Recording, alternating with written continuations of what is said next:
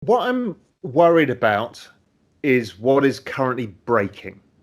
And, people say what's going to break, what's going to break.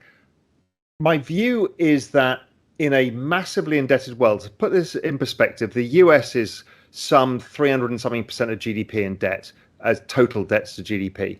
It is 100% of world GDP in debt. It's the most indebted any nation has ever been. And everybody borrows dollars. And we're in a system where they're trying to act like Paul Volcker because basically the Fed is run by a bunch of baby boomers and they want to get a book out where they're on the front cover like Paul Volcker to be the heroes. But I think what they're doing is fighting the ghosts of the past. The ghost of the past, the 1970s, was wildly different. We've talked about this in Daily Briefing before. The demographic setup is different. Also, the debt is different. I mean, the US is like 100% of GDP in debt, total debts at that point. We're now at least another 150%, maybe 200% of GDP in debt on top. So with an aging demographic and high debt, it's very difficult to generate inflation. But the Fed are now convinced they need to be Paul Volcker, and they are going to go and raise rates further than the market can deal with. And we're seeing it. We're seeing it everywhere that the market's going, we cannot deal with rates like this and the liquidity that's happened. So liquidity has been drawn out by quantitative tightening. What they've done with the banks and what bank reserves have to be held has kept money out of the market. There's basically no buyer of the bond market. So there's a few charts. I think Claire's going to try and share them. Bond market liquidity is basically as bad as it was in the peak of the pandemic when the bond market froze and everyone was worried Citadel had gone under, whoever had gone under. That's how bad the bond market is now. It is completely decoupling from anything. And I'll come on to that in a sec. The next chart, another way of looking at it is bond market volatility. Bond market volatility is higher than stock market volatility. This is not normal.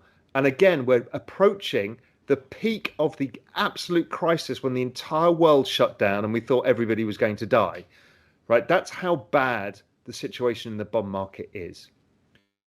What that's done is decoupled the bond market from the underlying inflation story. So this is not a fear of inflation, really, because the Fed are saying we're going to do anything to kill inflation. Well, what's happened is the break-evens rate has agreed with that and said, yes, inflation is not the enemy.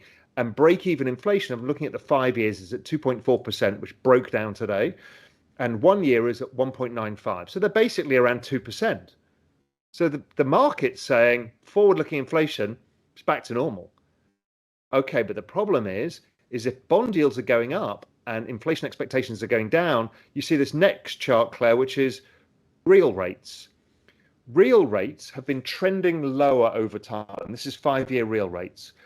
They trend lower because of debt and demographics. So you need to have low real rates to stimulate the economy or run it normally. So the trend rate of real rates is actually negative 1%. But we've just seen the fastest ever rise in real rates in history. So you're raising real rates on people at a time when they can't afford to service their debts because there's too much debt out there.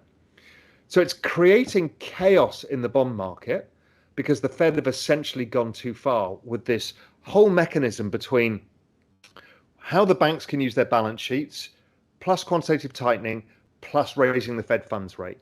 And the market's freaking out. So it's decoupled from the fundamentals as well. So the bond market, Claire, if you bring up the next one, which is the ISM and the bond market are tied at the hip normally.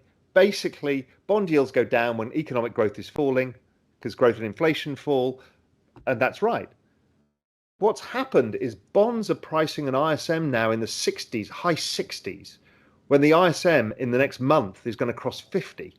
So the ISM is going to be pointing to recession, which we all know is happening from almost every single guest we've had on.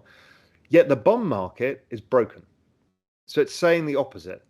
Now, we've seen a few episodes similar, but this is the furthest it's ever been from the business cycle in bond market history.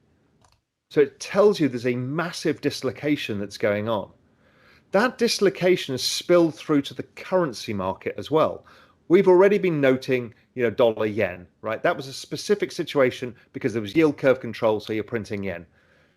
Then the UK starts cutting taxes whilst raising rates, and what happens is the currency collapsed, and today the pound was down 3.5%. This is in the top 5 largest currencies in the world, and it's down and more volatile than the Nasdaq. This is extraordinary, but it's not just that. The Eurozone has got the same problems. South Korea, it's a mess. What we've got is a shortage of dollars, something I've talked a lot about, and many guests have talked about. There is a global shortage of dollars. The Fed are taking dollars out of the system, and what's happening is the safety valve is the US dollar is skyrocketing.